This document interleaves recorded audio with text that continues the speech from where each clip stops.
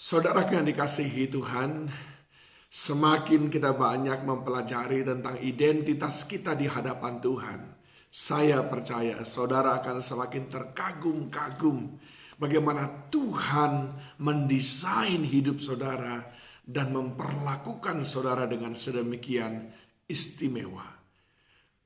Di dalam Yohanes 17 adalah sebuah perikop yang sangat terkenal, yaitu doa Yesus untuk murid-muridnya. Satu statementnya di sana yang sangat-sangat keras dan sangat-sangat fundamental dicatat di dalam ayat yang ke-16. Mereka, maksudnya murid-murid, yaitu kita sendiri.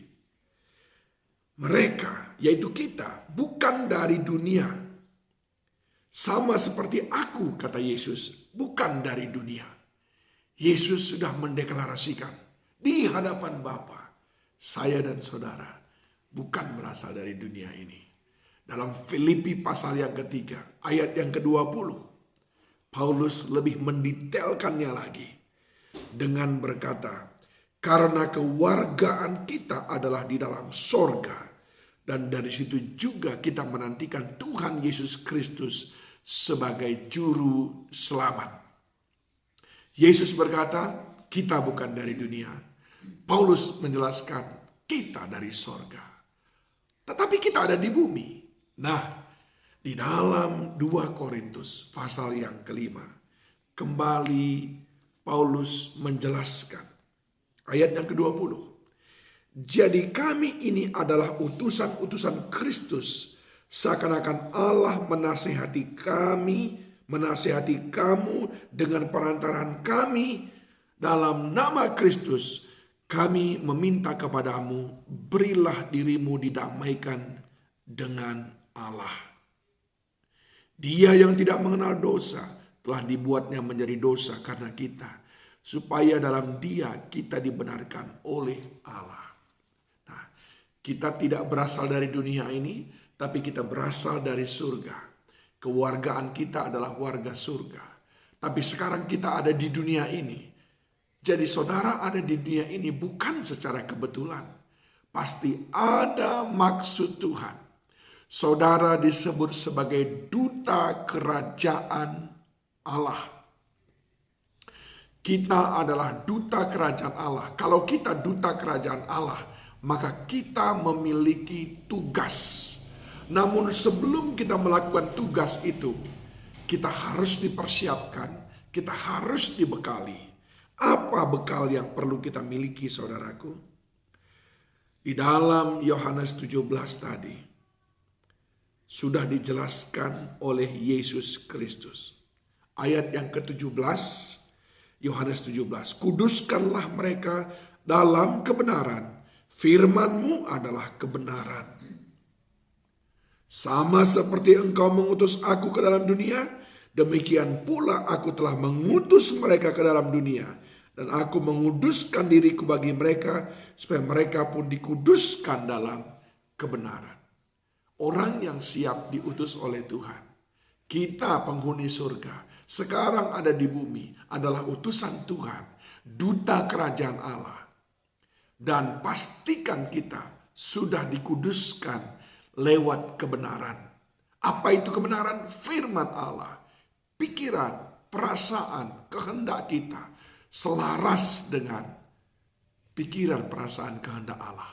Sebagaimana dicatat di dalam firman-Nya. Maka dengan demikian kita akan menjadi duta-duta kerajaan Allah yang siap bekerja. Nah, pertanyaannya adalah, apa pekerjaan kita sebagai duta kerajaan Allah? Yang pertama, saudaraku, tadi sudah dijelaskan di dalam 2 Korintus tadi. Saya ulangi membacanya, ayat 20. 2 Korintus 5:20. Jadi kami ini adalah utusan Kristus, seakan-akan Allah menasihati kamu dengan perantaraan kami. Kita sebagai utusan Allah bertugas untuk memberi nasihat. Berdasarkan apa? Kebenaran yang tadi kita sudah miliki. Kita diminta Tuhan menasehati semua orang. untuk hidup di jalan-jalan Tuhan. Yang kedua, kita diminta oleh Tuhan untuk memperdamaikan manusia dengan Allah supaya mereka diselamatkan. Yang pertama, kita diminta menasehati supaya manusia berbalik dari jalan-jalan yang jahat. Supaya mereka bisa membedakan mana yang benar, mana yang baik, mana yang mulia, yang sempurna, yang berkenan di hadapan Tuhan. Dan yang kedua, kita diminta memperdamaikan manusia dengan Tuhan lewat memberitakan karya penebusan Yesus Kristus di kayu salib yang sudah Dia lakukan untuk kita semuanya. Dan yang ketiga, saudaraku, kita diminta untuk memberikan teladan. Itu disampaikan oleh Paulus dalam Filipi pasal yang ketiga. Ayat 17, saudara-saudara ikutilah teladanku dan perhatikanlah mereka yang hidup sama seperti kami yang menjadi teladanmu. Karena seperti yang telah kerap kali kukatakan kepadamu dan yang kunyatakan pula sekarang sambil menangis, banyak orang yang hidup sebagai seteru salib Kristus. Kesudahan mereka ialah kebinasaan, Tuhan mereka ialah perut mereka, kemuliaan mereka ialah aib mereka. Pikiran mereka semata-mata tertuju kepada pikiran duniawi. Ayat yang ke-21. Sesudah Dia mengatakan bahwa kita memiliki keluarga surgawi yang akan mengubah tubuh kita yang hina ini sehingga serupa dengan tubuhnya yang mulia menurut kuasanya yang dapat menaklukkan segala sesuatu kepada dirinya. Paulus berkata, aku sudah memberikan teladan kepadamu ketika aku belajar dari Yesus Kristus. Dan sekarang turuti teladanku. Apa itu? Menjadi teladan bagi yang lain. Duta-duta kerajaan Allah. Tugasnya, satu, memberikan nasihat kepada dunia ini. Yaitu berdasarkan kebenaran.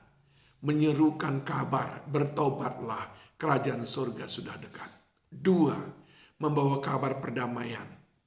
Memperdamaikan manusia dengan Tuhannya. Dengan mengakui dosanya. Dan menerima Yesus Kristus sebagai Tuhan dan Juru Selamat. Tiga, memberi teladan. Hidupnya sebagai teladan. Sebagaimana kita sudah belajar dari teladan kita. Paulus belajar dari teladannya Yesus Kristus.